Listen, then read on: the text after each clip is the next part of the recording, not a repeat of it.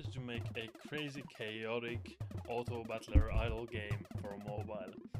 And only thing is, I am a software engineer, that's my day job, but I didn't want to write code to make the game because I write enough code at my job as it is already. So I decided to try making the game with Claude code only, without writing or even looking at any of the code myself. If you asked me what tech stack it's using or how it's written or what the architecture look like, I could not answer because I have not looked at the code once. I've only been prompting Claude to make features and make changes to the game, and I have no clue what's happening on the backend. Now the game is coming along quite nicely. We have a fairly advanced hero stats and hero system where you can upgrade and you can evolve them into higher tiers with items and different modes where you can collect different resources to make more progress in the game.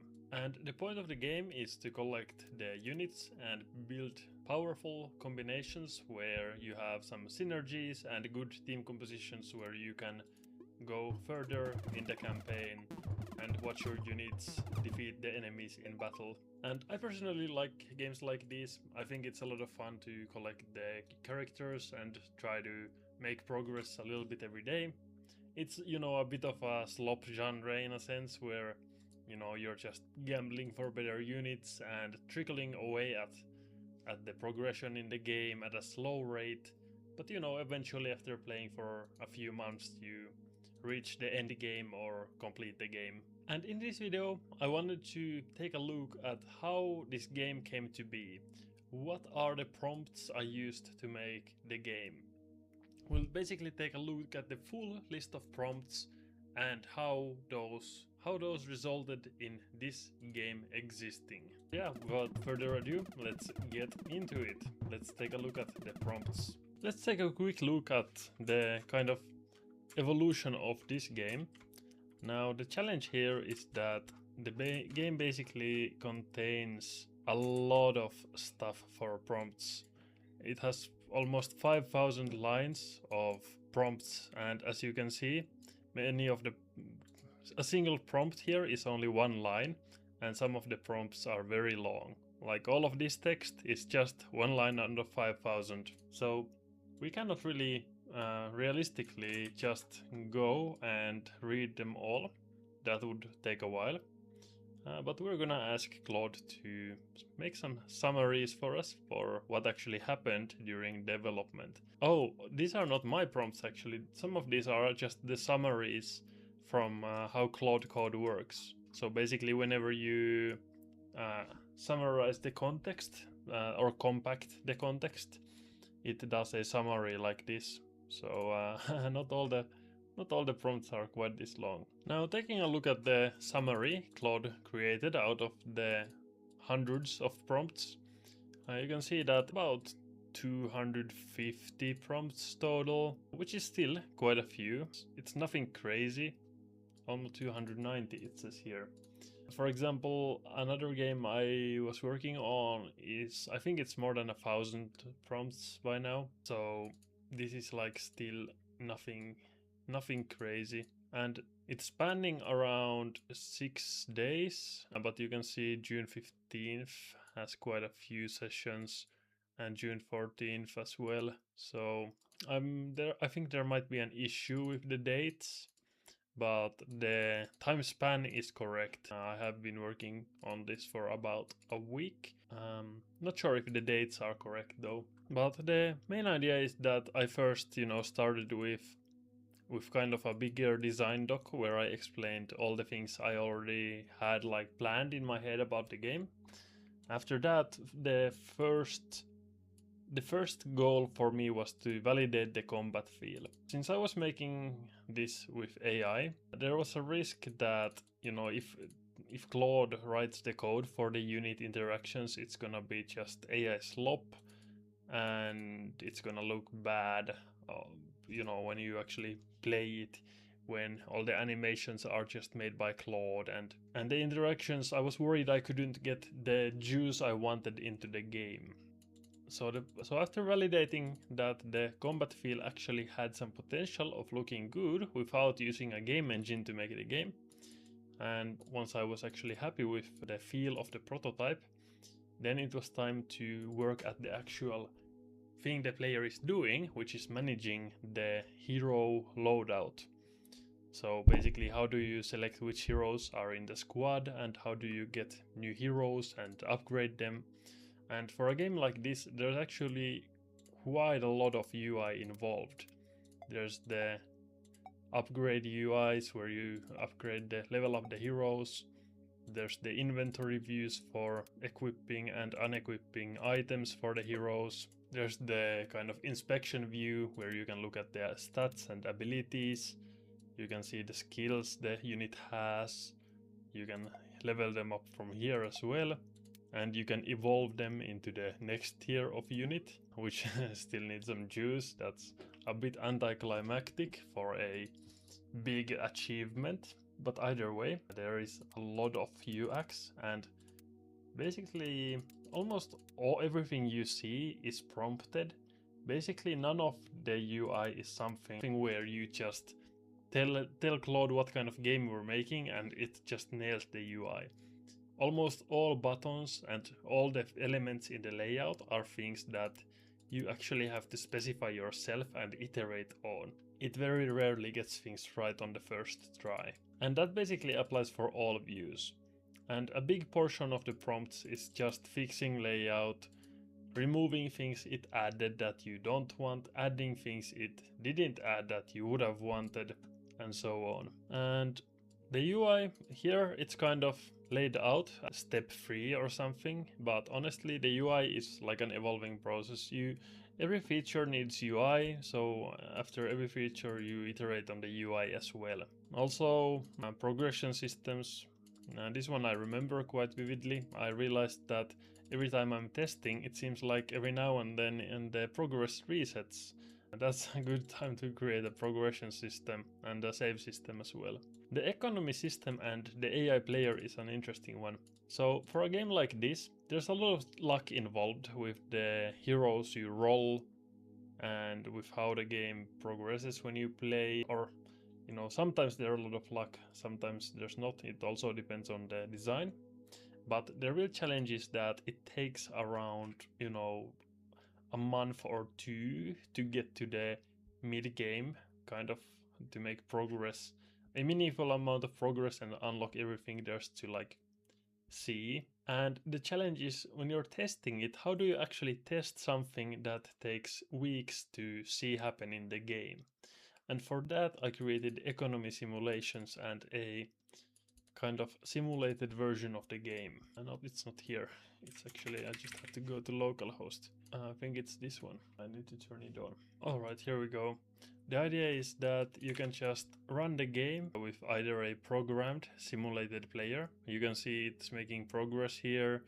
Here's the kind of campaign progress. Here's how powerful the player's squad is. Let's see. Can we actually put a bit more days? Yeah, let's do like 180 days. 6 months of gameplay in 30 seconds or so. So you can see it's getting stronger, it's making progress in the campaign as the days are going by. And this is a great way for me to see, okay, when does the player unlock some power spikes? Is the player progressing too fast at any given point or too slowly? Is the player kind of stalling out at any point? And this way I just have a quick way to validate that everything seems okay. So if I add a new feature into the game, I can instantly see, does this break the progression of the game? Everything still seemed to look pretty good. For example, here I could say that, okay, at around 100 days, it seems like the player is stalling in progression. So then I could go look at that and basically debug what's going wrong around that time. I do see some things going on here, and I can see, for example, that I believe part of this is a bug actually in the simulation where it doesn't have actually access to all of the features in the game, which basically slows down its progression. So a real player would be able to progress faster. And this is basically using a mock brain, basically a algorithm that we have designed to play the game for us. But I can also change it to Claude. I have a Claude Haiku model, which is taking the game state and performing the actions on its own.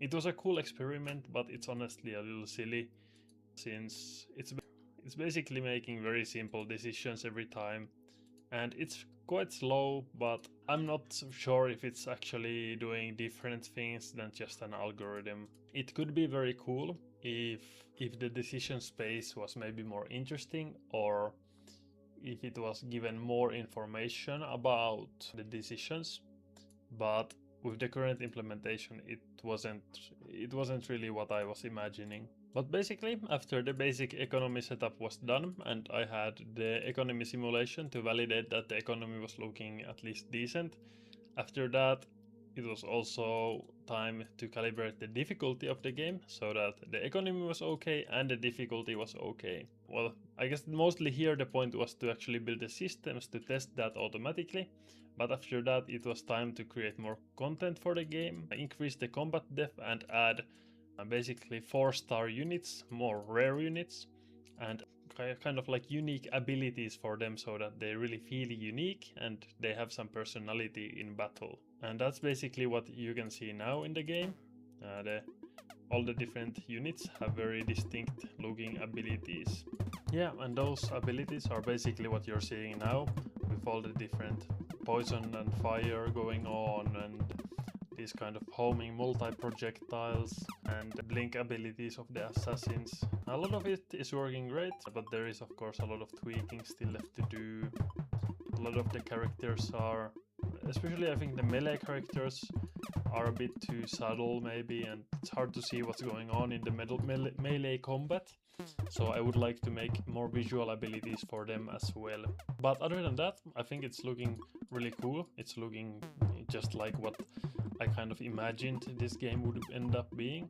So I would call that a great success. Yeah, and basically after adding the 4-star units, it was time to also fix the UI for them, and of course also do big economy difficulty reworking, because adding new units obviously changes the economy and the game difficulty balance a lot. After that there was a lot more features like the mastery skill tree and the abyss mode. The mastery skill tree needs still a bit more work. It's very placeholder at the moment. It basically works, but it's not that interesting yet. The progress is pretty slow, which is kind of okay. You basically complete these dungeons to get mastery points for the skill tree every day, but then the stat buffs are just health and damage, which is quite boring. The Abyss is also a pretty cool mode. It's basically an endless mode where you just keep fighting endless waves of enemies, and your units don't recover health in between. So it also tests the kind of endurance and the healing of your units, sustain of your units. Then basically a lot of the other prompts were, fixing all of these systems, improving the visual look of the game, doing things like particle effects. I did a kind of particle effects lab thing where we can develop the particle effects in isolation so that we have more control over what they look like.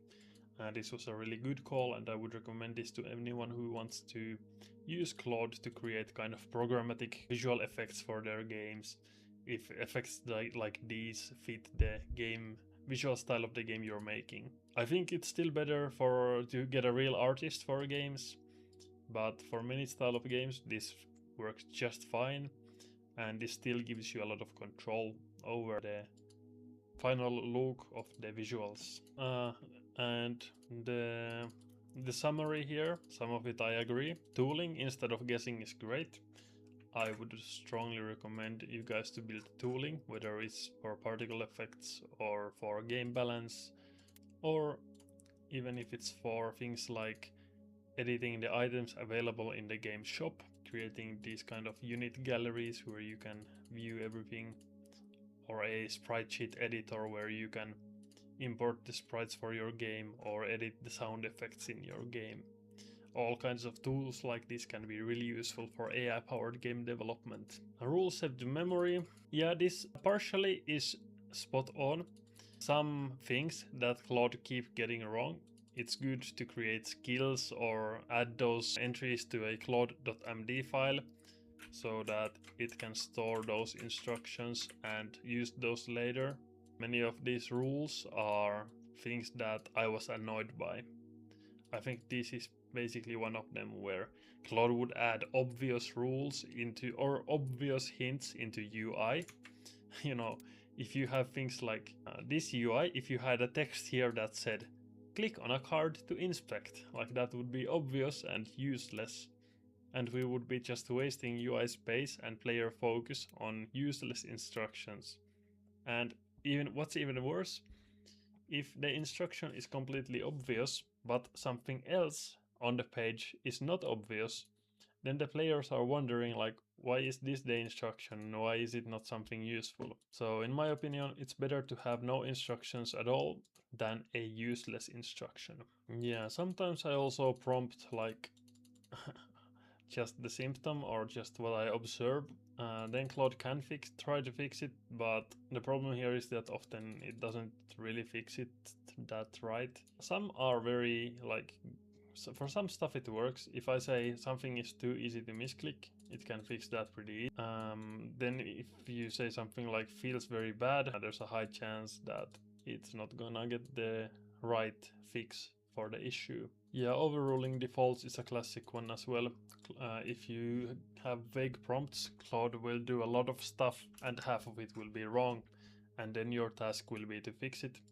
Compact, yeah, compact is the million token context is a lot, but in a large game you will still run out. Alright, that's it. That's kind of the rundown of how I made the game. What kind of games are you guys into making? And have you guys already tried making games with AI? And if you did, what did you think about it? Let me know in the comments below.